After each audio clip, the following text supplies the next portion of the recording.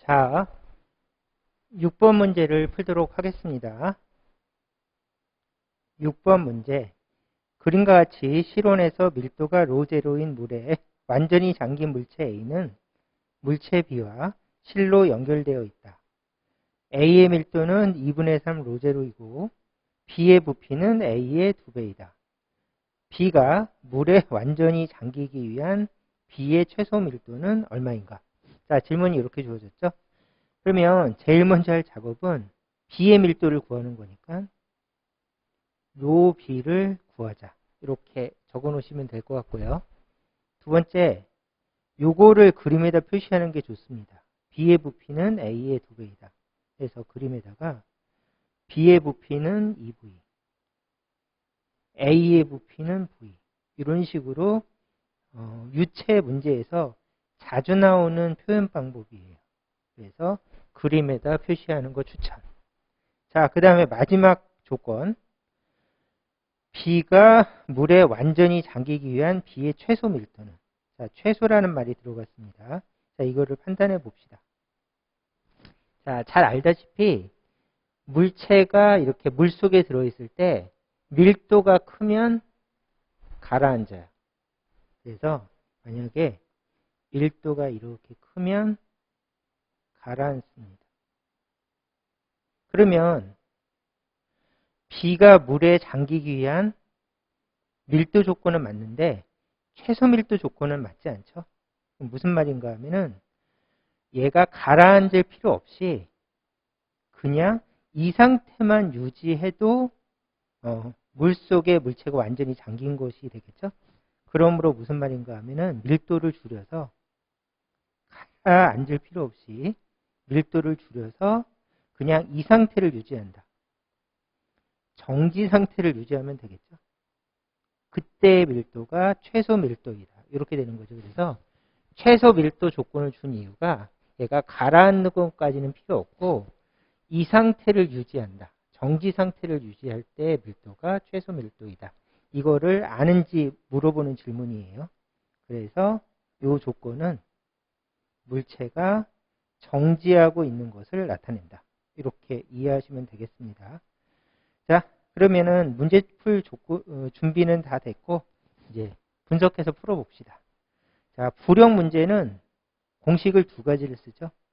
부력 공식하고 질량은 밀도 곱하기 부피 공식을 씁니다. 그래서 요거를 첫 번째로 기억하시면 되고요. 두 번째로 물체가 두 개가 같이 있으니까 전체적으로 봅시다. 그래서 전체적으로 한 물체로 보고 부력은 위쪽으로 액체 밀도는 로제로 곱하기 전체 부피는 3V G라고 적어주시면 부력을 2V, 3V 해서 맞춰서 부력을 위로 적어줬고요. 그 다음에 아래쪽으로 중력은 A 물체가 있으니까 MAG 더하기 MBG라고 적고 이게 전체 중력이 되겠죠. 그러면 위쪽과 아래쪽이 같아야지만 정지를 설명하니까 이걸 보고 옆에다 식을 적으면 MAG 더하기 MBG는 로제로 3VG이다. 이렇게 적어주시면 이 현상을 설명하는 식이 되겠죠. 자, 그 다음에 반드시 질량은 밀도 곱하기 부피라고 하는 필수 공식을 적용시켜야지 문제가 풀리니까 이렇게 놓고 얘를 적용해서 마무리 지으면 되겠죠. 그러면 밀도는 얼마입니까? 물체 A의 밀도는 2분의 3 로제로라고 아까 그랬으니까 부피는 V 그 다음에 G라고 적어주시면 됩니다. 그래서 이 질량은 이렇게 적었다. 자, 그러면 그 다음에 이 질량은 밀도 곱하기 부피인데 밀도는 로 B 부피는 EV, G라고 요거를 반영해서 그대로 적어주시면 되고요. 는 3 요제로 VG이다. 이렇게 그대로 옮겨 적으면 되겠죠. 그러면 정리하면 ρB EVG는 2분의 3 로제로 VG가 되겠죠. 그래서 3이고 2분의 3이니까 빼주면 이렇게 될 겁니다. 그러면 약분 VG, VG 약분. 그러므로 마지막으로 로B는 4분의 3 로제로이다. 이렇게 풀어주시면 답은 4번입니다. 자, 이 문제는 제일 처음에 판단할 때 최소 밀도라는 이야기가 바로 정지 상태를 의미한다. 요거 확인하시고요. 두 번째는 부력 문제니까 부력 공식 두 개를 연립해서 문제를 풀면 된다. 이렇게 이해하시면 되겠죠. 자, 이 문제는 여기까지 풀도록 하겠습니다. 자, 7번 문제를 풀도록 하겠습니다. 7번 문제. 그림과 같이 4개의 저항과 2개의 전지로 회로를 구성하였다. 회로상의 점 P에 흐르는 전류의 세기는, 자, 문제가 이렇게 주어졌습니다. P에 흐르는 전류의 세기는 이렇게 구하라고 그랬으니까 여기다가 이런 식으로 전류 I를 표시하시고 이 I를 구하면 됩니다. 자, 이제 문제 회로를 좀 분석을 해보면 이렇게 생겼죠. 저항이 하나, 둘, 셋, 넷 이렇게 생겼고 가운데에 건전지가 있는데 이 건전지 대신에 저항이 들어가 있는 경우도 있어요. 그래서 굉장히 유명한 회로이고 이 회로는 키르호프의 법칙으로만 풀리는 회로입니다. 그래서 뭐 회로를 많이 분석해 보면 잘 알겠지만 일단은 그렇게까지 많이 분석해 볼 필요는 없고 이렇게 저항이 하나, 둘, 셋, 네 개가 있고 가운데 건전지나 저항이 들어있는 이 유명한 회로는 반드시 키르호프의 법칙으로만 풀리는 회로이다라고 이제 그림을 좀 외우실 필요가 있습니다. 자, 그러면은 키르호프 법칙을 적용시켜서 회로 문제를 풀어봅시다. 자, 여러 가지 방법이 있는데 첫 번째 방법은 이제 대칭성을 이용하지 않고 회로 분석을 해봅시다. 일단은 전류를 표시하는 게 중요한데 한번 생각을 해볼까요? 자, 건전지가 여기 있죠? 여기서 전류가 나와서 이렇게 따라가서 전류가 흐른다면 전류 방향이 이쪽입니다. 건전지가 나와서 전류가 흐른다면 전류 방향이 이쪽이죠. 근데 여기서 전류가 나와서 이쪽으로 흐를 수도 있고 이쪽으로 흐를 수도 있으니까 이거를 판단 기준으로 하지 마시고 얘를 판단 기준으로 판단해 보면 전류 방향은 이쪽이 된다.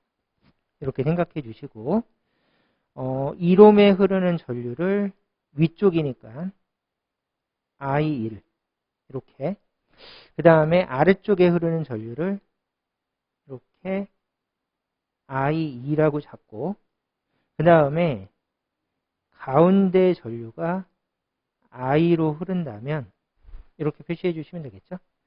그러면 여기에 전류는 얼만큼 흐르겠습니까 하면은 I1이 이렇게 가서 이쪽으로 I만큼 지나가 버리면 나머지가 앞으로 가겠죠. 여기다가 I1 빼기 I만큼 전류가 흐른다. 이렇게 표시하시고 그 다음에 여기서는 I2가 이렇게 왔는데 I가 내려와서 합쳐져서 이쪽으로 가죠. 그러면 이쪽으로는 I2 더하기 I만큼 전류가 흐른다. 이런 식으로 일단은 대칭성을 사용하지 않고 전류가 I1, I2 흐르고 요 I가 이만큼 흐르니까 전류를 이렇게 표시해 주시고 나서 여기다가 이 그림에다가 키르호프 법칙을 적용해서 문제를 풀어도 됩니다. 자, 이게 대칭성을 이용하지 않고 회로를 분석해서 풀 때 이제 전류를 잡는 방법인데, 이렇게 놓고 키르호프 법칙을 적용시키면 문제가 풀립니다. 근데 이렇게는 안 풀 거예요. 생략. 자, 두 번째를 볼까요? 여기서 포인트가 대칭성을 이용해서 회로를 분석해 봅시다. 무슨 얘기인가 하면은 이게 굉장히 유명한 회로인데, 저항값이 각각 주어지면 회로가 너무 복잡해서 난이도가 최상이 돼버리고 우리 시험 목적에 맞지 않으니까, 보통 이런 회로에서는 대칭적으로 저항값이 주어집니다. 가운데는 상관없고, 여기가 1옴이면 여기가 1옴, 여기가 2옴이면 여기가 2옴식으로 대칭으로 저항값이 주어지는 문제가 99%예요. 그래서 무조건 대칭성이 보이니까 전류를 판단할 때 여기서부터 이렇게 전류가 흐르게 되겠죠. 그러면 여기를 I1이라고 놓으면, 이렇게 I1이라고 하면 얘하고 얘가 또 1옴씩 대칭이기 때문에 여기 흐르는 전류도 I1이 되고 대칭적으로, 그 다음에 여기 흐르는 전류가, 여기 흐르는 전류를 이렇게 표시해 주시고 요거를 I2라고 한다면 이렇게 대칭적이죠. 그러면 여기 흐르는 전류도 I2라고 되는 것을 증명할 수가 있어요. 근데 증명을 생략하고, 증명으로 뭐 배울 게 없으니까 그건 생략하시고, 제가 카페에다가 증명을 해 놓았습니다. 이제 궁금하신 분들은 그걸 참고하시고, 여기하고 여기가 대칭, 여기하고 여기가 대칭이라면 서로 대칭적으로 I1이면 I1, I2면 I2 이런 식으로 놓고 문제를 푸는 것이 좀 더 깔끔하고 계산도 빠르고 헷갈리는 정도가 좀 줄어드니까 이렇게 푸는 거를 추천합니다. 그래서 대칭성을 이용해서 이제 저항이 같으면 전류가 같다, 저항이 같으면 전류가 같다, 대칭성을 이용해서 이렇게 꼼꼼하게 표시하시고 이런 식으로 분석하는 것을 추천드립니다. 자, 그러면은 대칭성을 이용해서 키르호프 법칙을 적용시키면서 문제를 꼼꼼하게 풀어봅시다.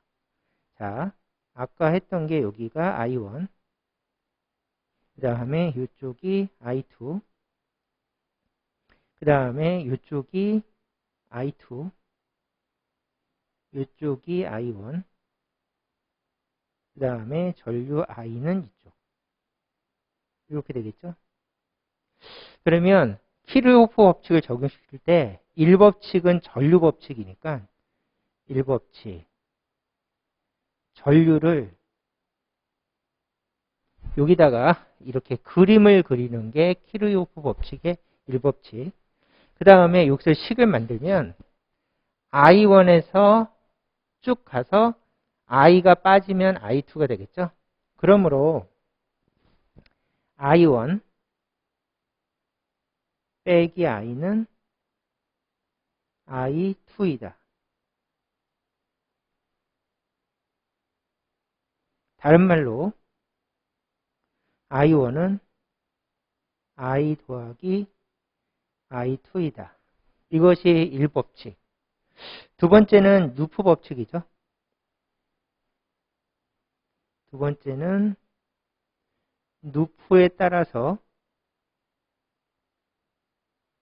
전이차를 모두 더하면 0이다.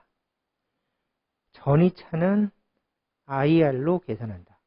이것이 이제 키르호프의 두 번째 법칙이죠. 이거를 적용시키기 위해서 누프를 그려주시면 보통 이쪽 루프가 필수입니다. 이 회로에서는. 그래서 여기다가 누프를 적용시키기 위해서 여기서부터 출발해서 누프를 이렇게 적용시키고 이제 분석해 주시면 되겠죠. 자, 누프 방향과 전류 방향이 일치하니까 전압 강화. 그래서 여기다가 마이너스 I1. 전압 강화는 IR이니까 IR 해주면 마이너스 I1. 그 다음에 루프가 이렇게 지나갈 때 루프 방향과 건전지 방향이 일치하니까 전압 상승. 건전지는 전압 상승이니까 플러스 10. 그 다음에 루프 방향은 이쪽인데 전류 방향이 이쪽이니까 반대 방향이죠. 그러면 저항은 방향이 반대면 전압 상승. 그래서 플러스 I2라고 적어주시면 루프에 따라서 전압 강화를 모두 계산했으니까 0이다. 해서 여기다가 0을 표시해 주시면 되겠죠. 자, 그 다음에 이게 첫 번째 필수 루프이고, 자, 이런 류의 회로를 풀 때 이쪽이 필수 루프라서 이거를 반드시 선택하시면 되고, 두 번째 루프는 이쪽 방향을 선택하시는 게 좋을 것 같아요. 왜냐하면은 여기를 포함시키는 게 좋으니까 루프를 잡을 때 크게 잡아서 여기서부터 쭉 루프를 잡고 전체적으로 이렇게 잡고 여기를 지나가고 여기를 지나가고 여기를 지나가는 루프를 이렇게 잡아주시고, 그 다음에 루프 방향 표시, 루프 방향 표시, 루프 방향 표시, 루프 방향 표시하시면 이제 두 번째 루프를 이렇게 선택을 해봤습니다. 그러면 루프 법칙을 적용을 시키시면, 자, 루프 방향과 건전지 방향이 일치. 전압 상승 10. 그 다음에 두 번째는 루프가 이렇게 가다가 여기. 그러면 루프 방향과 전류 방향이 일치하니까 전압 강화는 IR. 그래서 전압 강화하면 마이너스 I1. 이렇게 해주면 되겠죠. IR. 해서 일치하니까 전압 강화. 그 다음에 루프 방향과 건전지 방향이 일치하니까 전압 상승 플러스 10. 그 다음에 여기는 루프 방향과 전류 방향이 일치하니까 전압 강화. 그래서 전압 강화는 마이너스 I1 해서 루프가 제자리로 왔으니까 0이다. 해서 0을 집어넣어 주시면 되겠습니다. 자, 이렇게 놓으시고 미지수가 몇 개인가 하면은 하나, 둘, 셋인데 식이 하나, 둘, 셋 했으니까 무조건 풀렸죠. 자, 이걸 생각하시면서 문제를 풀어주시면 되겠습니다. 자, 그러면 나온 식을 분석하면 이걸 먼저 풀어주시면 되겠죠. 그래서 여기서 이 I1은 넘어가면 되죠. 20이죠. 20. I1은 10A. 그래서 I1을 구해주시면 되고, 그 다음에 I1이 10A니까 이거를 여기다 집어넣으면 요 식은 마이너스 10 더하기 10 더하기 이 I2는 0이다. 그러므로 지워주시면 I2는 0A. 이렇게 되겠죠. 그래서 I2는 0A. 그러면 제일 첫 번째 식으로 가서 얘는 0이고 얘는 10A니까 그러므로 I는 10A. 그렇죠? 이거 더하기 이거는 이거 더하기 이건데 0이니까 얘는 10A. 그래서 그러므로 I는 10A이다. 이렇게 분석해서 풀어주시면 되겠죠. 자, 계산이 좀 간단해요. 왜 계산이 간단한가 하면 대칭성을 써서 여기가 I1, 여기가 I1으로 했기 때문에 산수 계산이 굉장히 간단하게 된 것입니다. 그래서 나중에 혹시 풀어보시면 알겠지만은 첫 번째 방법으로 문제를 풀면 계산이 약간은 더 복잡하게 나오는 것을 쉽게 알 수가 있어요. 그래서 대칭성을 이용하지 않고 회로 분석하는 것은 비추고요. 그 다음에 처음으로 돌아가서 이렇게 저항이 4개, 그 다음에 건전지하고 여기 저항이 들어갈 수도 있는데 이런 류의 문제가 나오면 무조건 키르호프의 법칙으로밖에 안 풀리는 회로이고, 두 번째는 대칭성으로 거의 90% 이상 대칭성으로 출제가 되니까 대칭성을 이용해서 문제를 푸는 것을 추천드립니다. 그래서 구한 답은 I는 10A. 답은 4번이 되겠습니다. 자, 이 문제는 여기까지 하도록 하겠습니다. 8번 문제를 풀겠습니다. 꼼꼼히 읽고 천천히 한번 풀어보겠습니다. 8번 문제. 그린 가는 폭 A, 간격 B인 이중 슬릿을 나타낸 것이고, 그림 나는 단색광이 가해 이중 슬릿으로 수직 입사할 때 스크린에 생긴 회절 무늬의 세기 분포를 나타낸 것이다. 다른 조건은 그대로 유지한 채 슬릿의 간격만 2분의 B로 줄일 경우 스크린에 보이는 회절 무늬의 세기 분포를 나타낸 것으로 가장 적절한 것은, 자, 문제가 이렇게 주어졌습니다. 이 문제는 이중 슬릿 문제예요. 그래서 이중 슬릿 무늬가 이렇게 되어 있는데 이중 슬릿 무늬를 분석하는 문제입니다.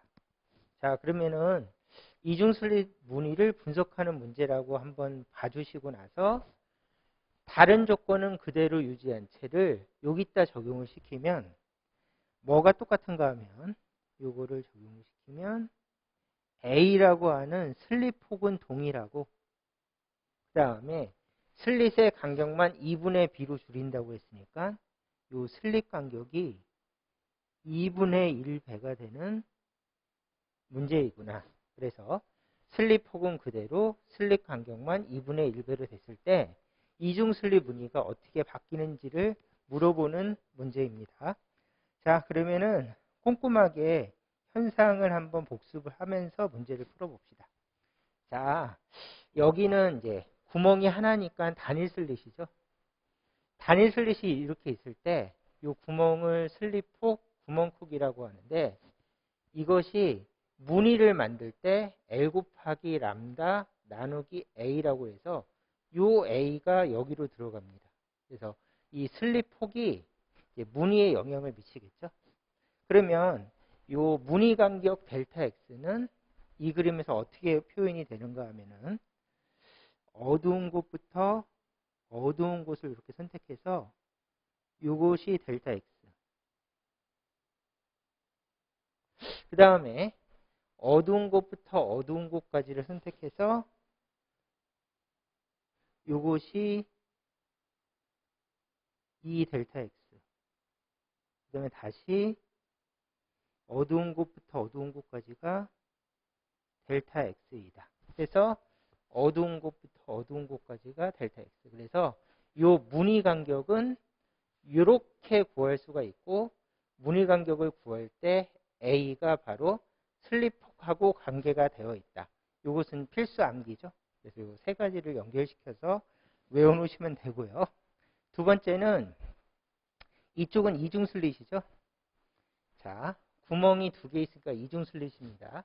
그러면 구멍은 슬릿 폭이나 구멍 크기라고 부르고, 구멍 중심에서부터 구멍 중심까지를 D라고 부르면서 얘는 슬릿 간격이라고 부르죠. 요거는 외워놓으셔야 되고요.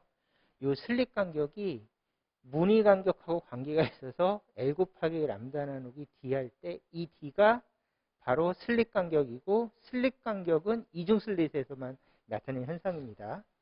그러면 이중 슬릿 무늬가 이렇게 생겼을 때 이중 슬릿 무늬는 어디가 델타 X인가 하면 이 그림에서 밝은 곳, 여기가 밝은 곳이죠. 여기가 밝은 곳이죠. 밝은 곳부터 밝은 곳까지가 델타 X. 그래서 이렇게 선을 내리고 밝은 곳부터 밝은 곳까지가 델타 X. 또는 여기가 어두운 곳이죠. 어두운 곳부터 어두운 곳까지가 델타 X. 어두운 곳부터 어두운 곳까지가 델타 X.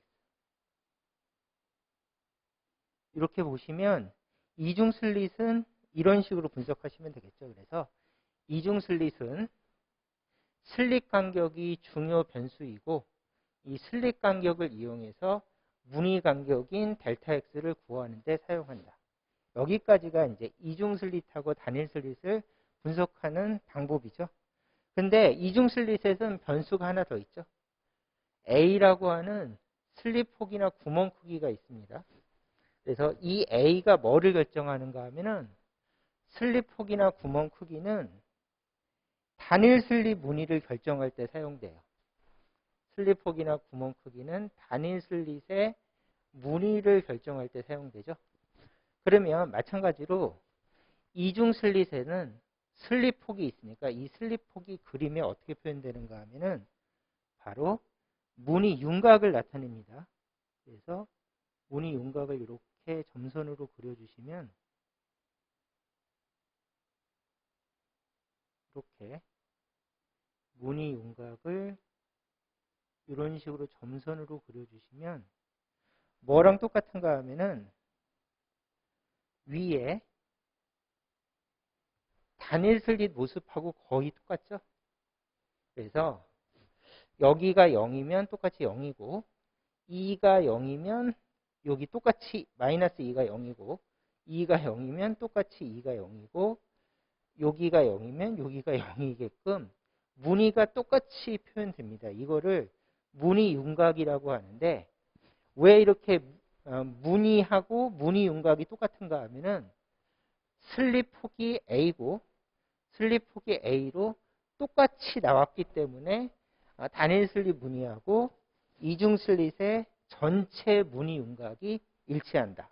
이렇게 판단해 주시면 되겠죠. 그래서 우리가 이중 슬릿에서 뭐가 등장하는가 하면은 이중 슬릿에서는 무늬 윤곽이라는 게 등장하는데 요 그림하고 요 그림의 무늬 윤곽이 일치하는 이유가 바로 슬릿 폭이 같기 때문이다. 이렇게 해서 이중 슬릿을 분석하는 방법에 대해서 깔끔하게 복습을 해봤습니다. 그러면 이쪽으로 가셔서 이제 요 문제를 바로 푸시면 되겠습니다. 자, 첫 번째는 B는 슬릿 간격이니까 델타 X에 영향을 미쳐요. 그래서 여기다가 이중 슬릿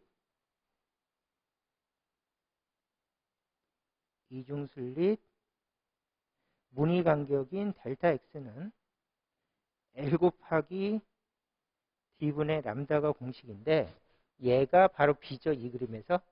그럼 얘가 몇 배가 됐는가 하면은 얘가 2분의 1배가 됐으니까 얘는 몇 배가 됐습니까? 그러면 얘는 2배가 됐다고 봐주시면 되겠죠. 그러면 이중 슬릿 무늬 간격이 2배가 됐다를 이 그림에다 표시하시면 바로 요 밝은 곳부터 밝은 곳까지가 델타 X인데 델타 X가 2배가 되었다.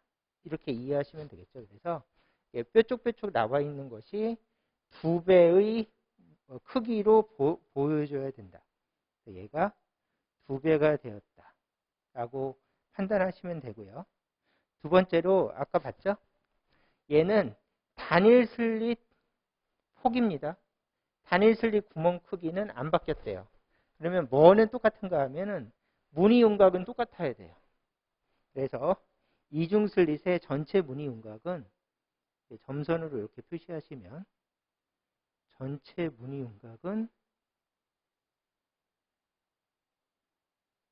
이렇게 표시가 될 텐데 이렇게 표시가 됐을 때 얘는 동일하다. 이렇게 판단해 주시면 되겠죠.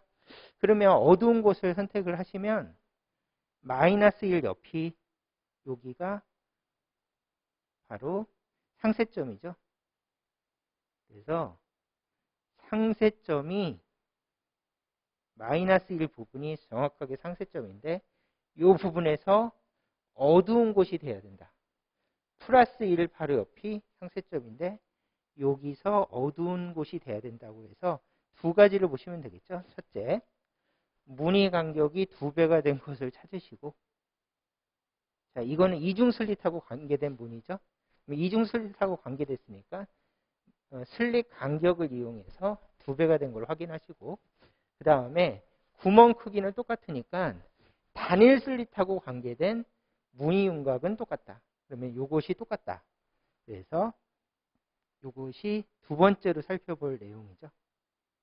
그러면 첫 번째, 두 번째를 선택을 해서 잘 찾아보시면 1번 무늬가 2배가 되었다. 그러면 얘보다 무늬가 2배가 된 걸 찾기 위해서 너무 지저분하니까 좀 싹 지우고 무늬가 2배가 되었다. 얘보다 2배로 큰 걸 찾으시면 얘가 선택이 되면 되겠죠. 얘는 작아졌으니까 얘는 틀렸고요. 그 다음에 얘는 그대로니까 얘도 틀렸고, 얘는 2배가 됐으니까 얘도 선택이 될 수가 있고, 그 다음에 얘도 그대로니까 얘는 선택이 될 수가 없죠. 그래서 1번 무늬 간격이 2배가 된다를 가지고 보기를 고르시면 되고, 두 번째는 단일 슬릿 전체 윤곽. 전체 윤곽을 따질 때 마이너스 1 부분이 0이 돼야 된다. 그러면 마이너스 1 옆부분이 0이 돼 있죠. 플러스 1 옆부분이 0이 돼 있죠. 그래서 두 가지 조건을 다 맞췄기 때문에 답은 1번. 그러면 4번은 다르죠. 4번은 무늬 윤곽이 이렇게 생겼죠. 무늬 윤곽이 커졌으니까 얘는 답이 될 수가 없다. 4번도 답이 될 수가 없고, 답이 될 수 있는 것은 1번이 답이다. 그래서 전체적으로 무늬 윤곽을 싹 그려보시면 이런 식으로 무늬 윤곽이 그려지면서 보기와 똑같이 무늬 윤곽을 그려줘야 된다. 이렇게 이해하고 넘어가시면 되겠죠. 자, 그래서 8번 문제를 꼼꼼히 풀어봤습니다. 8번 문제는 피트 쪽에서 엄청나게 자주 나오는 질문 중에 하나예요. 그래서 이게 살짝 유행하는 질문이라서 이거 유사 문제가 출제될 확률이 좀 있습니다. 요즘 여러 시험에서 응용돼서 나오는 문제라서 8번 문제는 별표를 치시고 꼼꼼하게 제가 설명해 드렸으니까 설명해 드린 내용을 확실하게 이해하고 넘어가시기를 바라겠습니다. 자, 8번 문제는 여기까지 풀도록 하겠습니다. 자, 9번 문제를 풀도록 하겠습니다. 9번 문제. 그림가는 금속판 X에 단색광을 비추어 방출된 광전자에 의한 전류를 가변 전원의 전압에 따라 측정하는 장치이다. 그림 나는 가해 장치를 이용하여 색깔이 다른 두 빛 A, B의 광전 효과로 발생되는 전류를 가변 전원의 전압에 따라 각각 나타낸 것이다. 빛 A의 진동수가 금속판 X의 문턱 진동수의 2배일 때 빛 B 진동수는 빛 A 진동수의 몇 배인가? 자, 문제가 이렇게 주어졌습니다. 마지막 줄이 문제입니다. 빛 B의 진동수는 빛 A 진동수의 몇 배인가? 이거를 구하시면 되고요. 문제 조건을 이렇게 줬죠. 자, 이 문제 조건이 중요합니다. 별표. 자, 이 문제 조건을 식으로 바꿉시다. 자, 보통 문턱 진동수는 한계 진동수라고 하니까 이렇게 내려서 한계 진동수라고 이렇게 적고, 그 다음에 한계 진동수는 F0 이렇게 표시해 주시면 되고요. 문장이 빛 A의 진동수가 한계 진동수의 2배이면 식으로 다시 적어주시면 FA의 진동수는 2배의 F0이다. 이렇게 적어주시면 되고, 광전효과 같은 문제를 풀 때 이렇게 식으로 적는 것이 굉장히 중요하니까 별표 다시 한번 강조를 했습니다. 그 다음에 문장을 쭉 읽어보면 그림 나는 가해 장치를 이용하였다고 하고 금속판이 또 새로 등장하지 않으니까 동일한 금속판 X를 사용하는 실험입니다. 그러면 광전효과 기본 개념에서 금속판이 동일하면 이람수도 W도 동일하다. 그래서 금속판이 동일하니까 이람수도 동일해서 이람수가 동일한 문제이다. 이렇게 봐주시면 되겠죠.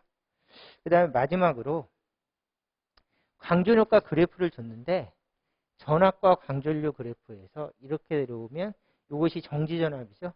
그래서 A의 정지전압은 V0 절대값만. 그래서 여기다가 A의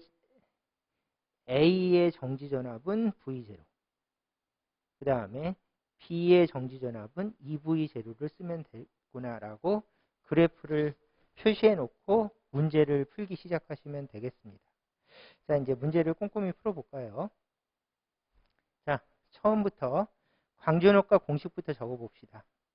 1번. 자, 광전효과 공식은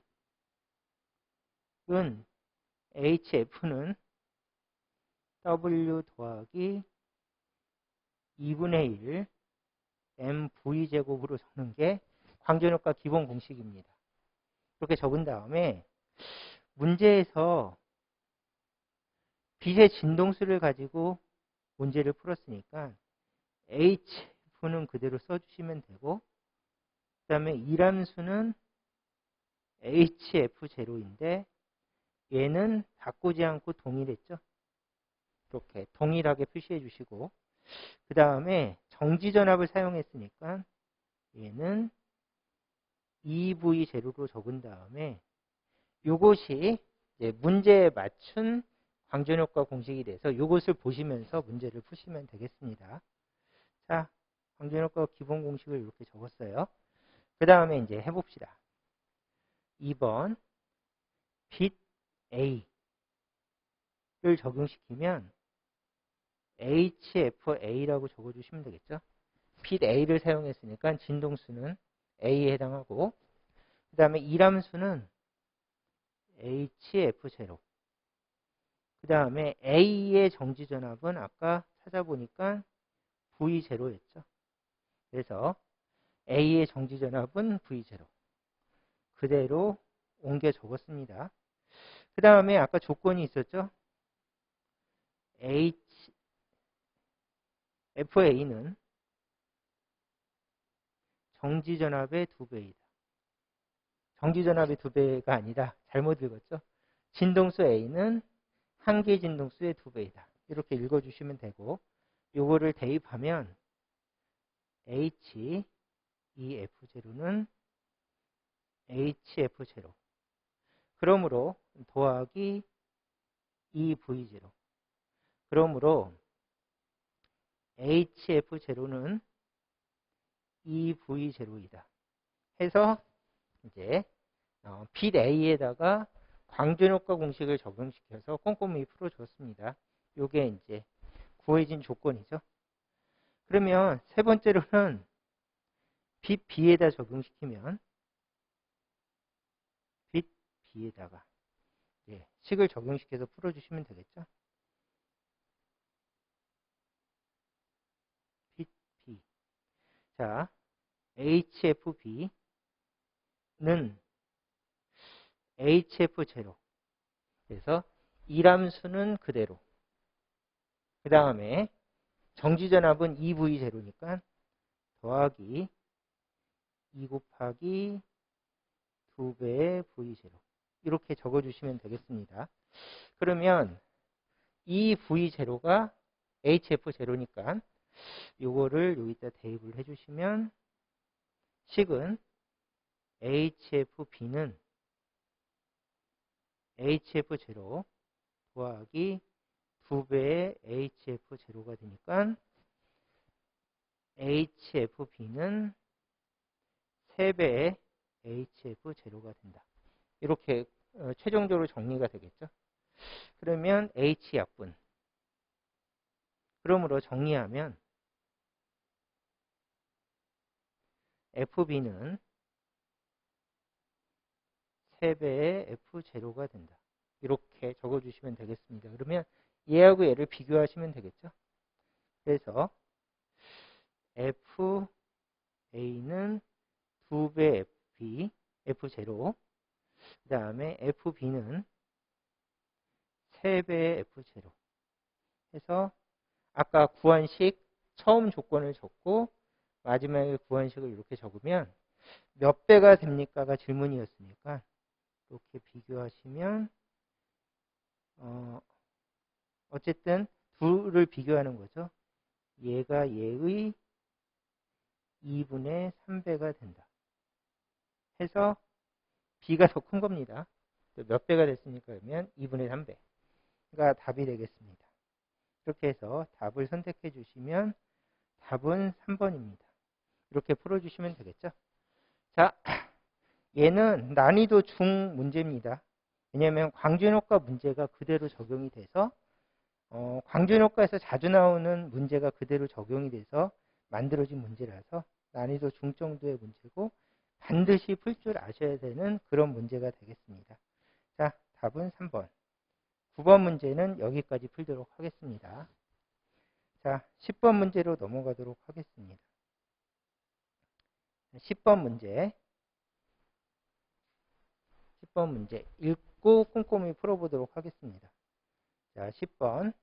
그림가는 우물의 깊이가 U0이고 폭이 2L인 1차원 유한 우물 포텐셜을 위치 X에 따라 나타낸 것이다. 그림나는 가의 포텐셜에 속박된 입자 Y의 파동함수 푸사이 A와 푸사이 B를 각각 나타낸 것이다. 푸사이 A, B는 에너지가 각각 2A, 2B인 Y의 고유 상태 함수이다. 자, 문제가 이렇게 주어졌고, 그 다음에 이제 파동함수를 이렇게 주어졌습니다.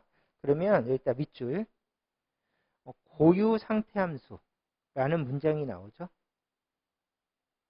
그래서 이 문장을 확인하고 문제를 바로 풀도록 하겠습니다. 일단은 에너지를 먼저 얘기할 때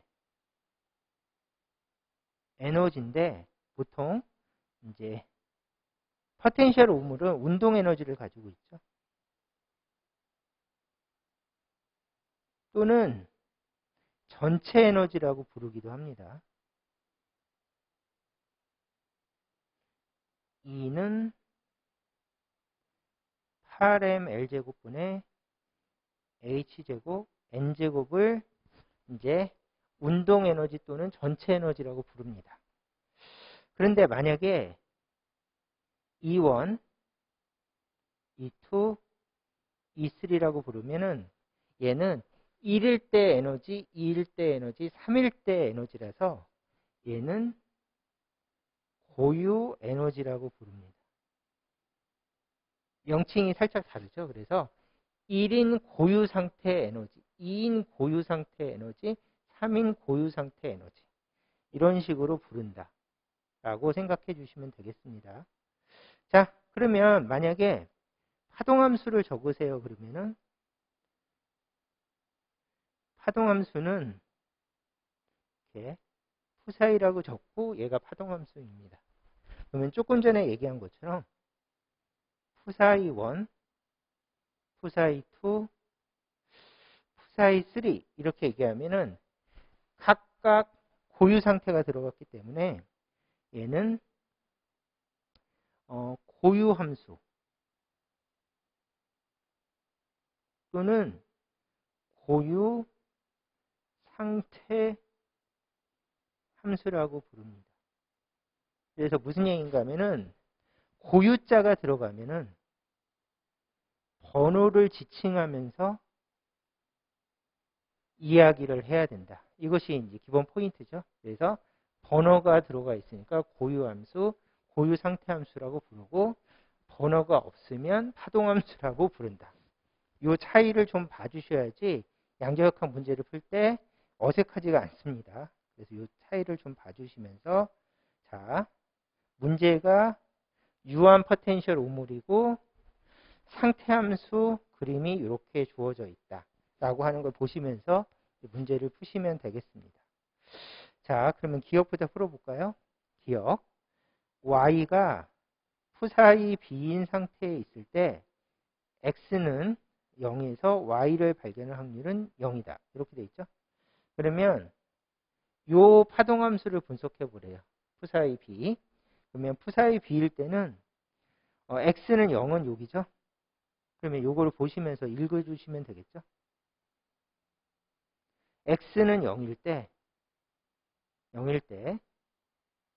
푸사이 B는 0이다. 그래서 고유 파동함수는 0인 것이고 이것을 제곱하면 확률 밀도가 되니까 후사의 B의 제곱은 0이다. 그래서 얘는 확률 밀도죠.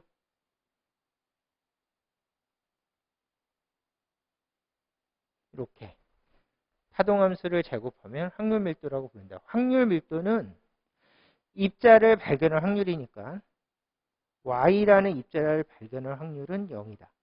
그래서 확률 밀도가 0이니까 Y를 발견할 확률은 0이다. 맞았죠? 그래서 확률 밀도는 입자를 발견할 확률. 확률 밀도가 0이니까 이 문장은 맞았다. 그래서 기억은 맞았습니다. 자, 이렇게 풀어주시면 되고요. 두 번째, 2A는 2B보다 크다. 지금 무슨 상태인지를 확인하라는 문제죠. 그러면 그림에서 이제 체크를 이렇게 해주시면 되겠죠. 자, 파동함수가 있을 때 볼로기의 개수가 상태의 개수니까 볼로기가 1개, 2개, 3개 튀어나와 있으니까 n은 3. 그래서 에너지가 세 번째인 상태이다. A는 이렇게 되겠죠. 그러면 두 번째는 이를 싹 지우고 볼로기가 몇 개인가 하면 볼로기가 1개, 2개니까 n은 2. 볼로기가 1개, 2개니까 n은 2. 그러므로 에너지가 2인 상태이다. 에너지는 당연히 2보다 3이 크고 얘는 A죠. 그리고 얘는 B죠. 그래서 B보다 A가 에너지가 크다. 읽어보니까 A는 B보다 크다.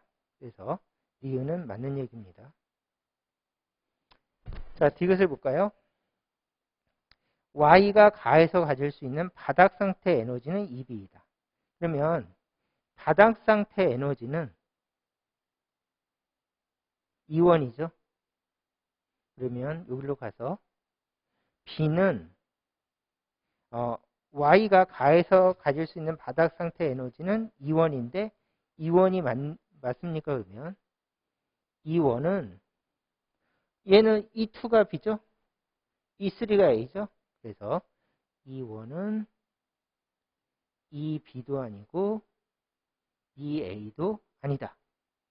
이게 결론이 되겠죠?